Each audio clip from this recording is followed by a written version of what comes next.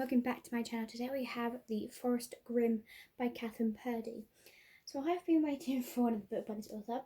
I have her Bone Cries Moon series and I literally love that trilogy. So this is the first book of this series. There is a second book coming to this book. Just the way it ended, because it was a cliffhanger as well. We don't like those, but we're getting more into that. So this is the cover. This is Alot's cover.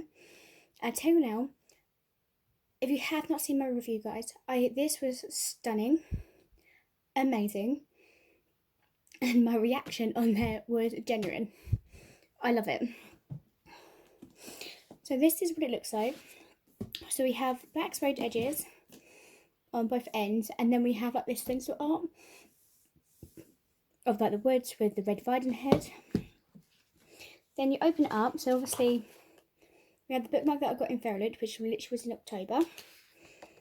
These are two main characters, and here is that offer letter that way. Then we have our end papers, which also has one and then two. Stunning.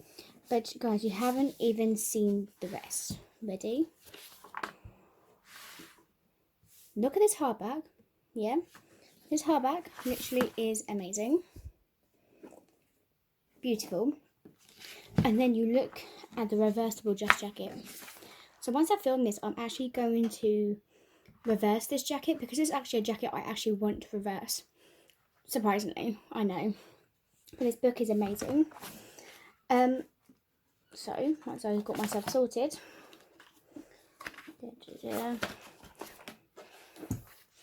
this book is actually also signed by the author, which is lovely. And then read the synopsis time. Once upon a time, villagers would whisper their desire to the book of fortunes, and its pages would reveal how to obtain them. All was well until someone used the book for evil. Afterwards, the branches of the forest Grimm snatched the book away, and the village withered. The villagers tried to make amends with the forest, but every time someone crossed its borders, they never returned. So despite the warning from her fortune-teller grandmother, Clara embarks on the journey into the deadly forest to procure the Book of Fortunes, reverse the curse, and save her mother and village. So Clara's friend Axel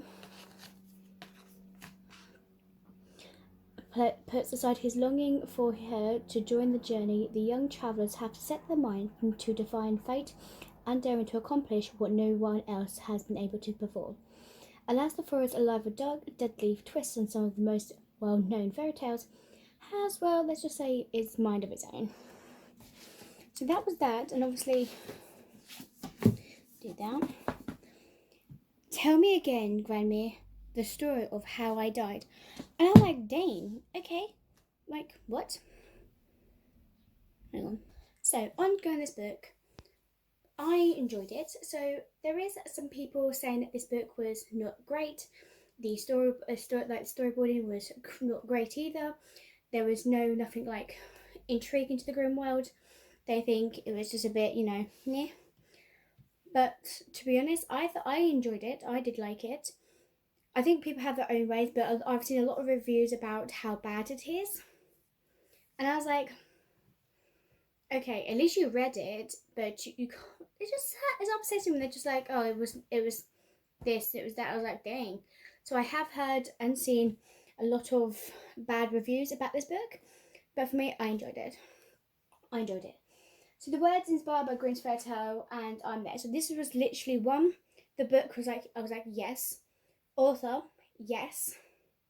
The book, when it arrived, I squealed. So when the forest finds creatures that hold the secrets to saving your mother, the only option is to embark within its mist, right? So why are you going to go into... If you're going to go into the forest to save your mother, that's what you're going to do. Hell, okay. Then it leads to your four-tone doom. So the Forest Grimm is a story about cursed fortune-telling cards, creatures that are not quite as they appear, a soft romantic love waiting to bloom. So I believe that their romance is kind of going to bloom in the second book, maybe. So I love the eerie characters of the forest, and not knowing what our main characters would encounter next. I did love that so much, because you just didn't know what was going to be left off centre, you know? What creature, which Grimm are you going to find next? I'll say it that way. So Clara was a wonderful main character. I really enjoyed the sweeter, soft romance aspect with her, with the this love interest. There's an engaging haunted story, and I cannot wait to see what happens next. I think the second book does come out next year. I don't know. I haven't done my end of the year book bites that I normally do for the books I have.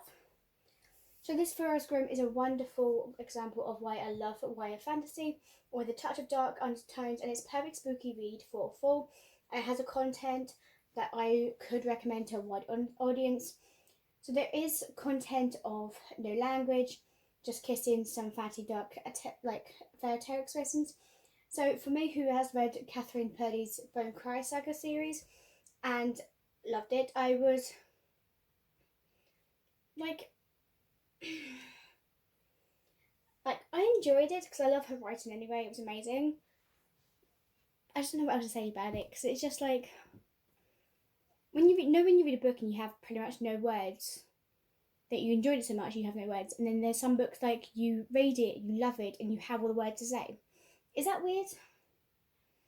This is a combination of dark fantasy elements and like classic fairy tales that works really, really well with it, which is difficult to predict. Ow. The theories, it's interesting to it, and it immerses to it as well. So while I did really like the plot of this book, of this paper, when I was actually reading it, you can definitely appreciate the plot twists as well. I'm just a bit...